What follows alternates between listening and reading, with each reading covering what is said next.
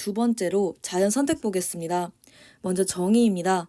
세대가 거듭되면서 생물 집단의 유전자 구성이 환경에 적응하는 방향으로 변화하는 현상을 의미합니다. 다양한 변이가 있는 생물 집단에서 환경에 적합한 형질을 가지는 개체가 살아남을 확률과 자신의 유전자를 자손에게 전달할 확률이 더 높기 때문입니다. 종류는 세 가지가 있습니다. 먼저 안정과 선택입니다. 중간 형질이 선호가 되는 경우입니다. 그래서 처음에서 가쪽이 도태가 되기 때문에 가운데가 많아진다라고 봐주시면 되고요. 방향성 선택은 한쪽 극단의 형질이 선호되는 경우입니다. 그래서 처음이었다가 한쪽이 도태가 되면서 한쪽으로 몰린다라고 봐주시면 됩니다. 분나서 선택은 양쪽 극단의 형질이 선호되는 경우입니다. 그래서 처음에서 가운데가 도태되기 때문에 양쪽으로 치우친다라고 봐주시면 됩니다. 세 번째로 자연 선택지를 보겠습니다. 1859년에 제안된 내용입니다. 주장한 사람은 찰스 다윈인데요. 이렇게 굉장히 유명한 사람입니다. 영국의 생물학자이고요. 비글호를 타고 아메리카, 오스트레일리아 등을 여행하면서 관찰하고 수집한 자료를 바탕으로 종의 기원이라는 굉장히 유명한 책을 출판합니다. 과정 보겠습니다. 그리고 이 과정은 반드시 순서를 기억하셔야 합니다. 과잉 생산이 첫 번째인데요. 생물은 살고 있는 환경 조건이나 먹이에 비해서 많은 수의 자손을 낳습니다. 두 번째로 변이입니다. 개체들 사이에서 형태나 기능이 서로 다른 변이가 나타납니다. 세 번째로 생존 경쟁입니다. 과잉 생산된 개체들이 한정된 자원, 예를 들어서 먹이, 서식지, 배우자 등을 두고 생존 경쟁을 합니다. 네 번째로 자연 선택입니다. 환경에 보다 잘 적응한 변이를 가진 개체가 살아남아서 더 많은 자손을 낳는다라고 봐주시면 됩니다. 예시를 보자면 기린이 있습니다. 초기에는 기린의 목 길이가 다양했다고 합니다. 근데 먹이는 나무에 있으니까 위쪽에 있습니다. 그래서 긴 목을 가진 기린이 경쟁에서 살아남아서 자연 선택이 되었다라고 봐주시면 됩니다. 그리고 자연 선택이 오랜 세월 동안 누적이 되어서 오늘날과 같이 긴 목을 가진 기린이 되었다라고 봐주시면 됩니다. 그리고 참고사항으로 용불용설을 보도록 하겠습니다. 이 내용은 1809년에 제안이 되었기 때문에 앞에 나온 자연 선택설보다 50년 전이다 라고 봐주시면 됩니다.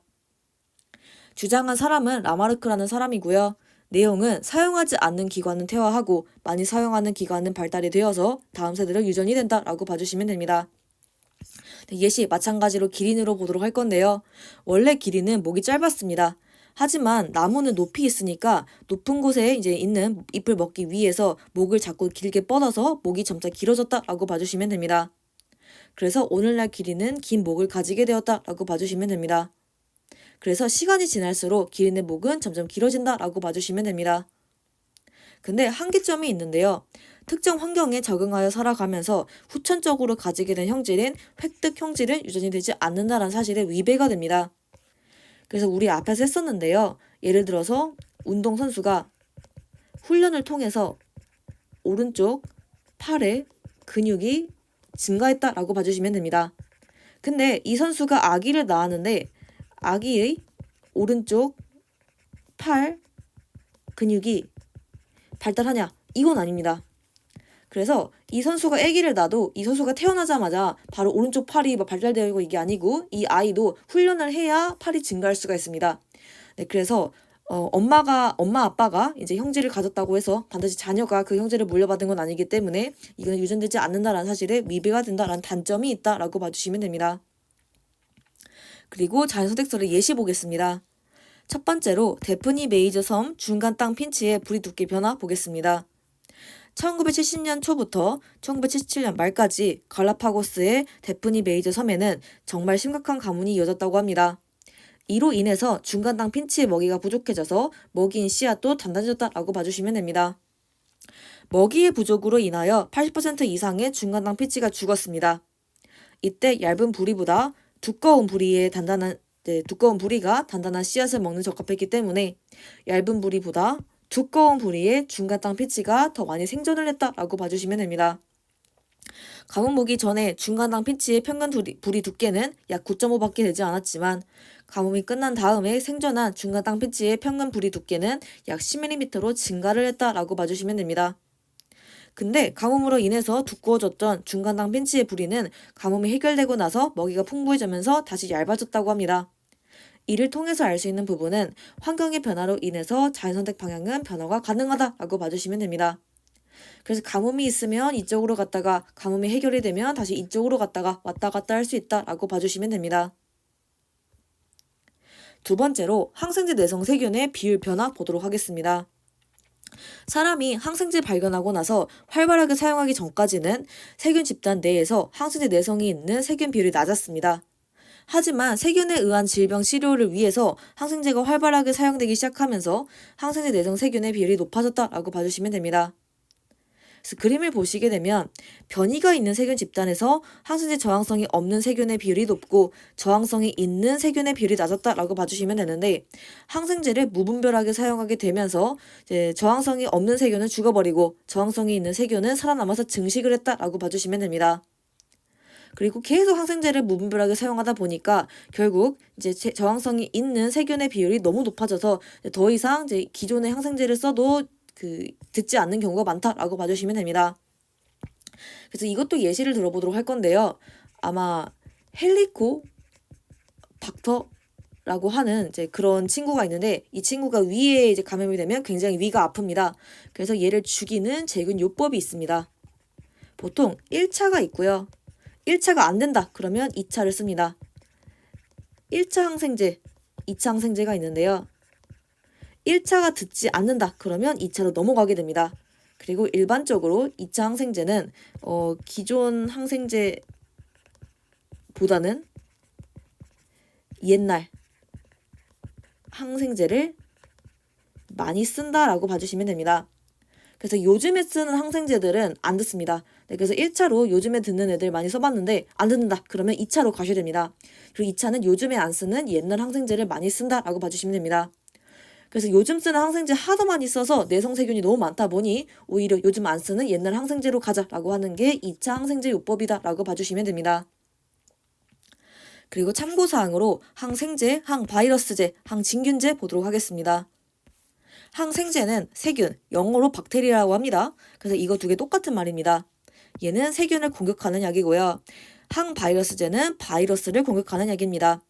그리고 항진균제는 진균, 즉 곰팡이를 공격하는 약이다 라고 봐주시면 됩니다. 그래서 항진균제는 대표적인 예시가 무좀약입니다. 무좀은 진균에 해당하기 때문에 항진균제로 분류가 된다라고 봐주시면 됩니다. 그리고 제가 이렇게 공격을 한다라고 지칭을 해줬는데요. 이렇게 지칭한 이유가 있습니다. 보통 이러한 약들은 이런 세균, 바이러스, 진균을 죽일 수도 있지만 약간 성장을 억제할 수도 있는 기능이 있습니다. 네, 그래서 얘네들이 반드시 이제 이런 세균, 바이러스, 진균을 죽이나요라고 하는 것보다는 이제 성장을 저해하는 기능을 있는 그런 약들도 있기 때문에 이제 공격한다라고 표현해줬습니다. 그래서 정리를 하자면 죽이는 게 반드시 정답은 아니다. 네, 죽일 수도 있지만 성장을 저해할 수 있기 때문에 이거는 케이스 바이 케이스이기 때문에 공격한다라고 퉁쳤다라고 봐주시면 됩니다. 네, 그리고 이제 기억할 부분인 페니실린 내성 포도 상규균 보도록 하겠습니다. 먼저 메틸실린 내성 포도 상규균입니다. 1941년에 페니실린에 죽지 않는 페니실린 내성 포도 상규균이 최초로 발견이 되었습니다. 네, 이후 페니실린 내성 포도 상규균 비율이 지속적으로 높아져서 1960년대에는 더 이상 페니실린으로 포도 상규균을 제어할 수가 없었습니다.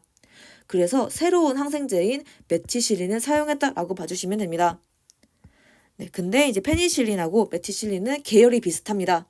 네, 그래서 처음에는 메티실린을 사용했을 때 잘 들었습니다. 근데 결국은 사용하다 보니까 결국 내성이 생겨서 메티실린 내성 포도 상규균이 빠르게 증가하고 있다라고 봐주시면 됩니다. 처음에는 내성 없었다가 점점 증가하는 게 페니실린이라면 이걸 극복하기 위해서 비슷한 계열인 메티실린을 사용했는데 처음에 내성 없었다가 점점 내성 증가 이렇게 봐주시면 됩니다. 네, 그리고 슈퍼박테리아 보도록 하겠습니다. 페니실린을 포도상규균의 종류 중 하나인 황색 포도상규균 감염 환자의 치료에 사용하기 시작한 1940년대에는 황색 포도상규균 중에서 99%는 페니실린 내성이 없었고 1%만 페니실린 내성이 있었다라고 봐주시면 됩니다.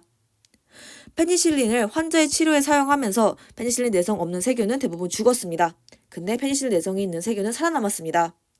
그래서 페니실린 내성이 있는 세균이 생존해서 자손을 계속 남기기 때문에 시간이 흐를수록 세균 집단 내에서 페니실린 내성이 있는 세균의 비율이 점점 증가하고 현재는 90% 이상의 세균이 페니실린 내성이 있는 세균이다 라고 봐주시면 됩니다. 페니실린처럼 장기간 사용해온 항생제 효과가 감소하자 새로운 항생제가 필요하게 돼서 다양한 항생제가 개발이 되었습니다. 근데 새로운 항생제는 사용하는 초기에는 효과가 뛰어나지만 오랜 기간 동안 다량으로 사용하면 항생제에 대한 내성 있는 세균의 비율이 증가한다라고 봐주시면 됩니다.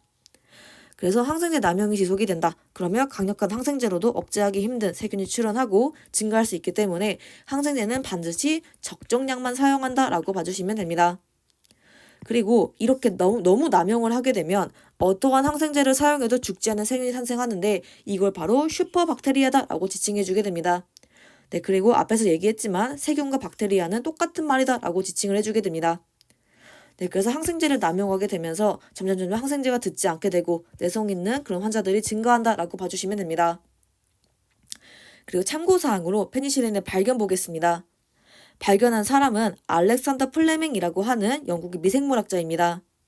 과정은 포도상규균 배양 접시의 뚜껑을 실수로 열어둔 채로 휴가를 다녀왔습니다. 근데 돌아오고 나서 보니까 푸른 곰팡이로 오염된 부분의 주변에 있는 세균들이 죽은 것을 발견하게 됩니다. 네, 그래서 푸른 곰팡이가 있는데요. 주변 보시게 되면 이제 포도상구균이 죽어 있습니다. 이걸 통해서 푸른 곰팡이로부터 항생제를 만들 수 있겠구나. 그게 바로 페니실린이겠구나 라고 해서 이 곰팡이로부터 페니실린을 추출했다라고 봐주시면 됩니다. 그럼 이렇게 해서 참고사항까지 마무리하도록 하겠습니다.